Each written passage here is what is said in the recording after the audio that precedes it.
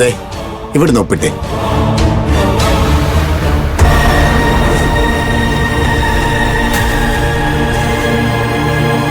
പേടിക്കൊന്നും വേണ്ട മാഷേ, എന്തായാലും നല്ല എന്തെങ്കിലും ആയിരിക്കും. ഞാനെന്നാ പോട്ടെ മാഷേ. ഒന്നടാ, ശരി.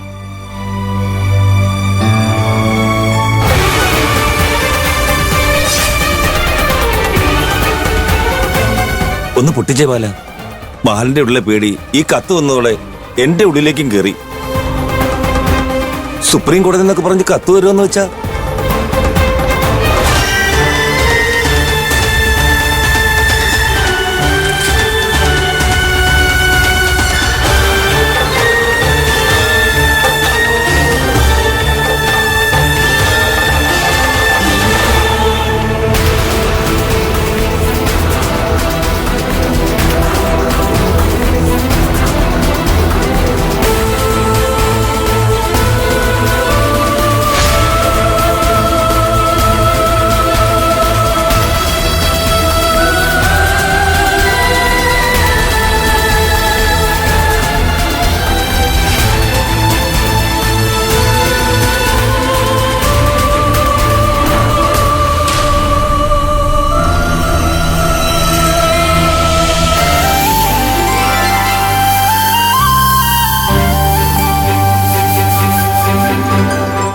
എന്താ ബാല? അതിലെന്താ എഴുതിയിരിക്കുന്ന പറ ബാല. പറ ബാല, എന്താ?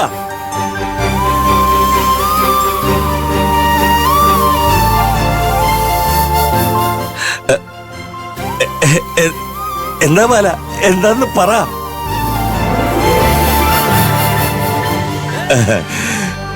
എടാ ഗോവിന്ദ, കുറച്ചു മുമ്പ് നീ എന്നോട് ചോദിച്ചില്ലേ വെളിച്ചപ്പാട് പറഞ്ഞ നല്ല കാര്യങ്ങൾ ഒന്നും നീ എന്താ മനസ്സ് കേട്ടാത്തെന്ന്?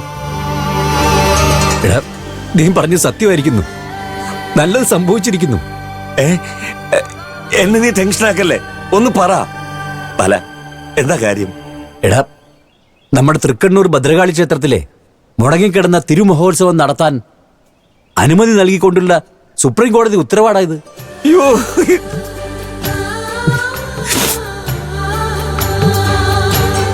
കരഞ്ഞതല്ല, സന്തോഷം ഇങ്ങനെ മനസ്സിലേക്ക് ഇരച്ചു കയറിയപ്പോ അറിയാതെ കണ്ണു നിറഞ്ഞു പോയതാ. ഒന്നുകൂടി ഉണ്ട്, പറയട്ടെ ഞാൻ. നീ പറവാല, ഞാൻ കേക്കട്ടെ. ഈ ഉത്സവം നടത്താൻ, ഭഗവതിയുടെ തിരുവുത്സവം മുന്നിൽ നിന്ന് നയിക്കാൻ കോടതി ആർക്കാ അനുവാദം നൽകിയിരിക്കുന്ന അറിയോ നിനക്ക്? നിന്റെ ഈ ബാലന്, ഈ ബാലൻ മാഷിന്. എന്റെ തൃക്കണ്ണൂർ ഭദ്രകാളി അമ്മേ, നീ അനുഗ്രഹിച്ചല്ലോ, ഒരുപാട് നന്ദിയുണ്ട് അമ്മേ. ഗോവിന്ദ, വർഷം എത്രയെന്നറിയോ അമ്പലത്തിൽ ഉത്സവം നടന്നിട്ട്? ഏതൊക്കെ കോടതിയിൽ ഞാൻ കയറി ഇറങ്ങി. മുനിസിഫ് കോടതിയിൽ തുടങ്ങിയ പോരാട്ട, ഇപ്പതേ സുപ്രീം കോടതി അനുവാദം തന്നിരിക്കുന്നു. ഈ ബാലനത് സത്യത്തിന്റെ വിജയ, നമ്മുടെ വിജയ. ഇത് നമ്മുടെ ആയിരപ്പറയുടെ വിജയ. ഒന്നിനും ഒരു കുറവും വരുത്തരുത്. ഈ നാട് ഇതുവരെ കാണാത്ത ആർഭാടത്തോടെ ഇനി ഒരാൾക്ക് ഇതിനുമേൽ ഉത്സവം വെക്കാത്ത രീതിയിൽ നമുക്ക് ദേവിയുടെ മഹോത്സവം കൊണ്ടാടണം ബാല. അത് വേണം, അത് വേണം ഗോവിന്ദ. കാരണം നമ്മുടെ ഈ നാടത് ആഗ്രഹിക്കുന്നുണ്ട്, അതിനുവേണ്ടി വർഷങ്ങളായി പ്രാർത്ഥിക്കുന്നുണ്ട്. ഈ നടക്കാൻ പോകുന്ന ഉത്സവം ഈ നാട്ടിലെ ഓരോ മനുഷ്യരുടെയും പ്രാർത്ഥനയുടെ ഫലമാണ്, അല്ലേ ഗോവിന്ദ? പക്ഷേ തടസ്സപ്പെടുത്താൻ പലരും ഉണ്ടാവും. എന്തിന്? നിന്റെ മരുമകൾ ശ്രേയ ഉൾപ്പെടെ. അത് വിട് ഗോവിന്ദ. ഒരു നല്ല കാര്യം പറയുന്നതിനിടയിൽ അത്ര സംഭാഷണങ്ങളൊന്നും വേണ്ട. ഞാൻ വിട്ടു, ഇനി അതിനെക്കുറിച്ച് പറയുന്നേയില്ല. പക്ഷേ ഉത്സവത്തിന് ക്ഷണിക്കേണ്ടവരെല്ലാം ക്ഷണിച്ചു വരുത്തണം. ഈ നാട് വിട്ട് അന്യദേശത്ത് പോയി താമസമാക്കിയവരെ വിളിക്കണം എന്ന് പറയുന്ന പോലെ.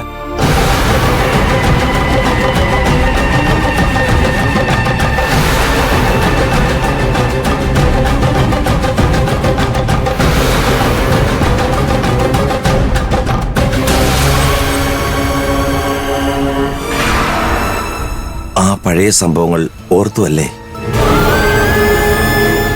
വർഷങ്ങൾ പലത് കഴിഞ്ഞു പോയാലും അതെനിക്കങ്ങ് മറക്കാൻ പറ്റുമോ? ഇന്ന്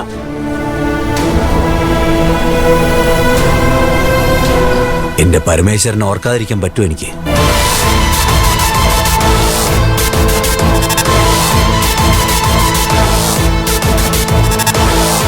വെറുതെ ഒരു മോഹം, നടക്കില്ല എന്ന് അറിഞ്ഞുകൊണ്ട് എന്നെ കൊതിച്ചു പോവുക.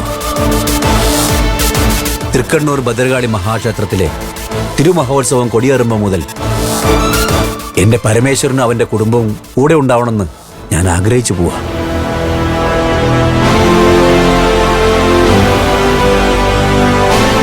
അത് ഭഗവതിക്ക് പോലും നടത്തി തരാൻ പറ്റാത്ത ആഗ്രഹമല്ലേ?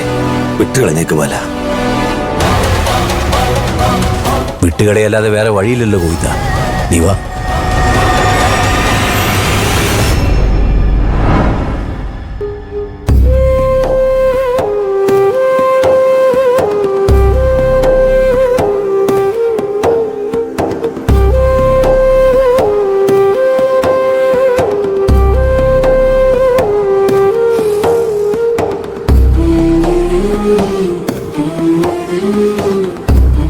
ചേച്ചി നിർത്തി, ചേച്ചി നിർത്ത്.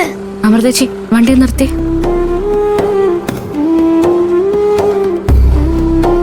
ഇത് കൊള്ളാലോ മോളെ. സ്കൂട്ടറിന്റെ മുന്നിൽ നിന്നാണോ കൈ കാണിക്കുന്നേ? ഞാനിപ്പോ നിങ്ങളുടെ മുന്നിലേക്ക് വന്നത് അമൃതേച്ചിക്ക് വേണ്ടിയല്ല, ചാരുചേച്ചിക്ക് വേണ്ടിയാ.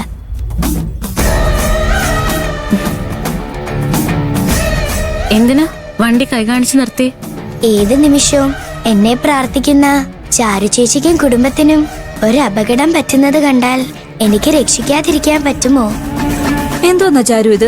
ഈ കുട്ടിയൊന്നും മിണ്ടാതെ നോക്കി നിൽക്കുകയാണല്ലോ. ഹലോ മാഡം, എന്തേലും ഒന്ന് പറയോ? ചേച്ചി ഈ പൂവും കൂടെ വാങ്ങിച്ചോണ്ട് പോ ചേച്ചി. അത് കൊള്ളാം. ഇനി ഈ സമയത്ത് പൂ കിട്ടിയിട്ട് ഞങ്ങൾ എന്ത് ചെയ്യാനാ? അമ്പലത്തിലേക്ക് പോകുന്ന വഴിയായിരുന്നെങ്കിൽ വാങ്ങി തലയിൽ ചൂടോ ദേവിക്ക് സമർപ്പിക്കോ എന്തേലൊക്കെ ചെയ്യായിരുന്നു. അന്നെങ്കിൽ തന്നെ ആ പൂവ് നോക്കിയ ചാരു മൊത്തം വാടിക്കരിഞ്ഞൊരു പരുവായി. നേരം വെളുത്ത സമയത്തെങ്ങാണ്ട് കെട്ടിയതാന്ന് തോന്നുന്നു. ഈ കരിഞ്ഞ പൂ ഞങ്ങക്ക് വേണ്ട. വാ ചാരു, നമുക്ക് പോവാം. അയ്യോ ചേച്ചി, രാവിലെ മുതൽ പൂ വിൽക്കുന്നതല്ലേ, ഇനി ദേ ഇതൂടെയുള്ളൂ. അവസാനത്തെ പൂവായതുകൊണ്ടാ അല്പം വാടിപ്പോയത്. അല്പൊന്നും അല്ല, നന്നായിട്ട് വാടിയിട്ടുണ്ട്. അല്ലെങ്കിൽ ഞങ്ങക്ക് വേണ്ട മോളെ. അങ്ങനെ പറയല്ലേ ചേച്ചി, ഇതൂടെ അങ്ങ് വിറ്റുപോയാൽ എനിക്ക് വീട്ടിൽ പോവായിരുന്നു, അതുകൊണ്ടാ.